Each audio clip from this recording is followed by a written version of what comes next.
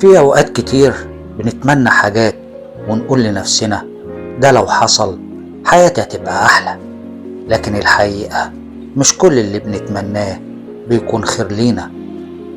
ممكن الحاجة دي شكلها من بره جميل، تبان كنعمة، لكن جواها لعنة وشر كبير. زي واحد بيتمنى سفر أو شغل جديد وما يعرفش إن وراه حكاية سودة هتغير حياته للأبد. في حاجات كتير خير في باطنه شر، زي ما في شر في باطنه خير. السلام عليكم، يا رب تكونوا بخير. معانا النهاردة قصة جديدة، قصة مبنى إداري، تأليف محمد نصر. الرجاء الإعجاب والاشتراك بالقناة، هذا يساعدنا على تقديم كل ما هو جديد.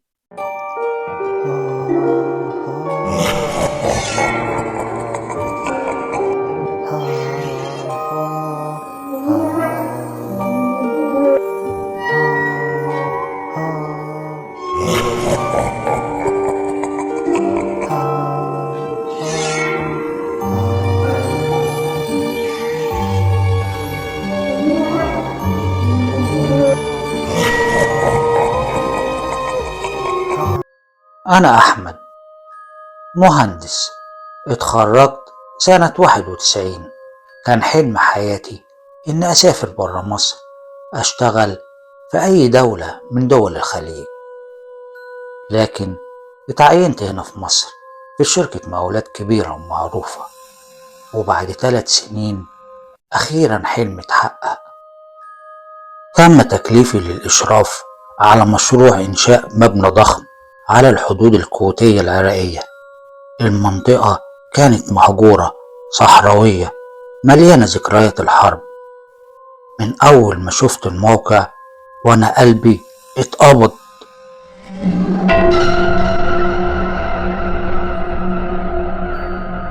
مباني ضخمة ومعقدة، واللي لفت نظري إن العمال نفسهم كانوا متوترين. واحد قال لي أول ما وصلت: يا باشمهندس، المكان ده مش طبيعي. ضحكت وقلت له يلا نشتغل.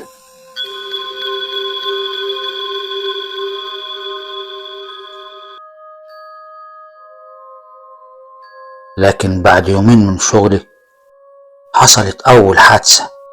عامل كان بيركب الحديد في الدور السادس، فجأة سمعنا صرخ.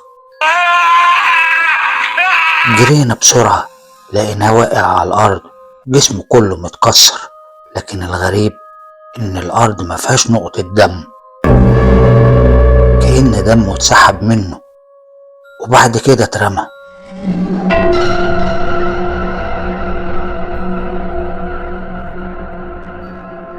العمال كلهم اتجمعوا حواليا، عيونهم مليانة خوف. واحد منهم قال: يا باشمهندس، ده مش أول واحد، المبنى ده ملعون. وفي ليلة وأنا كنت لوحدي سمعت خطوات ورايا، لفيت، مفيش حد. رجعت أكمل شغلي، لكن سمعت الخطوات تاني، لكنها كانت أقرب، وحسيت بنفس سخن. بصيت ورايا بسرعة، مفيش حد، لكن كان في همسة ضعيفة دخلت ودني، وسمعت: انت مش هتخرج من هنا. انا خفت وجسمي كله اترعش.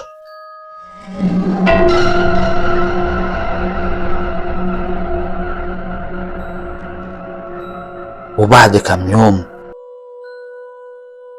عامل تاني وقع من فوق، سمعنا صوت خبطة كبيرة، جرينا كلنا، لقينا الأرض غرقانة كلها دم، لكن الجثة مش موجودة. الدم كأنه طالع من الأرض، وبعدها بدقايق الدم نفسه بدأ يختفي ويتسحب جوه الأرض.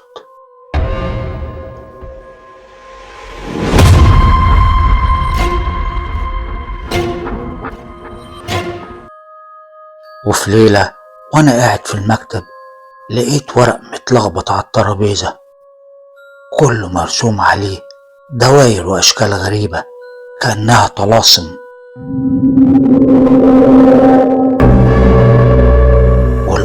والأغرب إني شفت ظل واقف في آخر الممر لابس نفس لبسي، نفس شكلي. ناديت عليه: انت مين؟ مردش. مشيت ناحيته ولما قربت اختفى. وفي مرة تانية واحنا راكبين الاسانسير وقف بينا فجأة في دور مش موجود، والباب اتفتح. لقينا قدامنا ممر ضلمة ريحته زي ريحة الموت، وحيطان الممر كانت مليانة بصمات ايدين بالدم.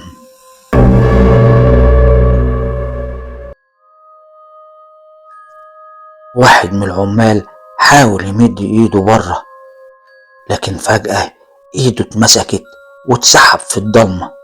سمعنا صرخته وبعدها الباب اتقفل بسرعة. من اليوم ده محدش شاف العامل مرة تانية. وفي كل ليلة لما اجي انام واغمض عيني بحلم اني بقع من فوق المبنى وعظامي كلها بتتكسر ودمي بيبقى على كل مكان في الارض، لكن لما اصحى بلاقي هدومي كلها تراب وجسمي في كله كدمات. وفي مرة صحيت لقيت ايدي كلها دم ناشف ومكتوب على الحيطة: انت اللي جاي. وفي يوم وانا في اوضة الاجتماعات الاوراق اللي كان عليها دوائر غريبة ظهرت تاني، بس المرة دي كان مرسوم عليها بالدم. واحد من العمال حاول ياخد الورق ويحرقه، بس قبل ما يولع فيه وقع على الارض وصرخ، وبعد ثواني سكت وجسمه بقى اسود كأنه اتحرق من غير نار. لكن الرعب الحقيقي اننا بقينا نشوف اشباح لعمال ماتوا من زمان.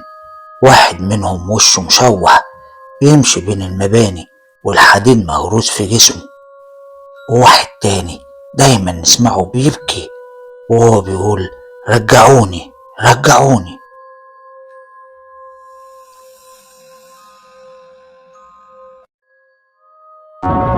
انا شفت شبيه تاني واقف في اخر الممر، كان بيبتسم لكن ابتسامة غريبة، عينه سودة. بصلي وضحك ضحكة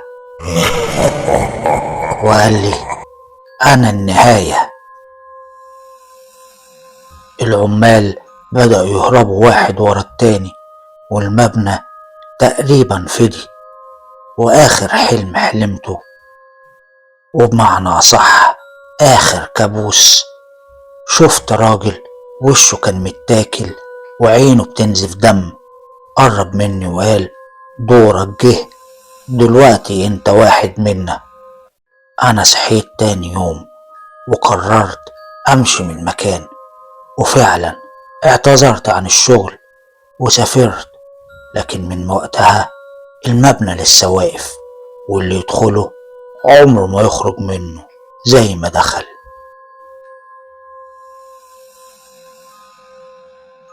الحروب مش بس بتهد بيوت وتكسر مدن، الحروب بتكسر الإنسان نفسه. الجيوش ممكن تمشي وتسيب وراها الدبابات والخراب، لكن الأرواح اللي راحت ما بتمشيش، بتفضل معلقة تصرخ في الضلمة وتدور على حد يسمعها. في ناس لما تبص للخرابة تقول دي أرض فاضية، لكن الحقيقة الأرض دي مليانة أرواح، مليانة وجع. الحرب بتسيب أشباح مش من لحم ودم، أشباح من خوف، من دموع، من رعب. وعلشان كده أي مكان لمسته الحرب عمره ما بيرجع زي ما كان، بيفضل جواه غموض كأن الزمن واقف فيه مستني الضحايا الجدد.